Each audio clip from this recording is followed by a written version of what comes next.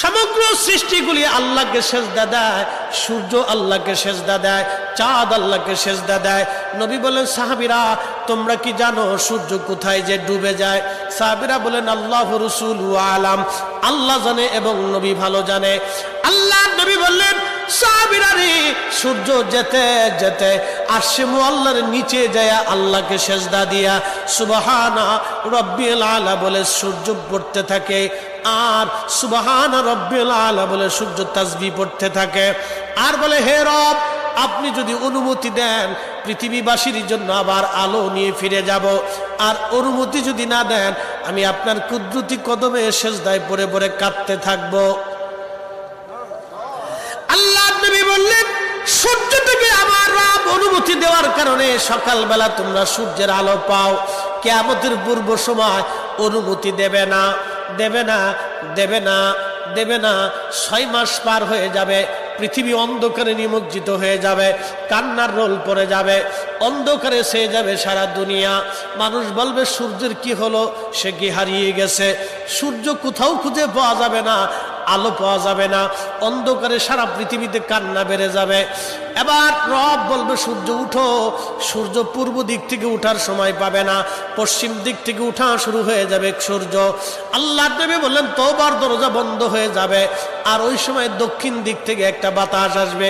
সমস্ত ইমানদার সেই দিন মারা যাবে, কোনো ইমানদার আর থাকবে না, আল্লাহকে আল্লাহ বলে ডাক দেওয়ার মতো কেউ থাকবে না। আল্লাহ ইসরাফিলকে বলবে, ইসরাফিল সিংহায় ফুঁক দাও। আল্লাহর এই ফেরেশতা সিংহা হাতে নিয়ে মুখের কাছে নিয়ে আল্লাহর আরশে মুআল্লার দিকে তাকায় থাকে, একটা সেকেন্ডের জন্য এদিক আর ওদিক করে না।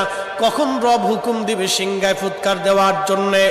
যখন সিংহায় ফুৎকার দিবে, কুরআন বলতেছে, ইদাস সামাউ ফাতারাত, আকাশ ভেঙ্গে ভেঙ্গে ভেঙ্গে ভেঙ্গে পড়তে থাকবে। ওয়া ইদাল কাওয়াকিবু তাসারাত, সমগ্র নক্ষত্রগুলি ভেঙ্গে ভেঙ্গে ভেঙ্গে ভেঙ্গে পড়তে থাকবে।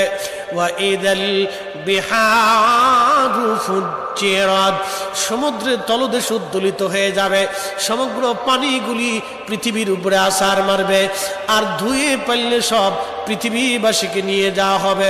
ওয়া ইদাল কুবুরু বুসিরাত, কবরের ভিতরে যাহা আছে সব আমার মালিক আমার রব বের করে দিবে। কবর থেকে মানুষ বের হইয়া সেই দিন হাসরের ময়দানের দিকে দৌড়াইতে থাকবে, সবাই উলঙ্গ থাকবে, কিন্তু আমার নবীকে আল্লাহ 70,000 ফেরেশতা বেষ্টন করাইয়া জান্নাতের পোশাক পরাইয়া মহাসম্মানে ফেরেশতারা মিছিল দিয়ে দিয়া আমার নবীকে হাসরের ময়দানে মাকামে মাহমুদে বসাবে। একবার জোরে বলা যাবে কি আল্লাহু আকবার?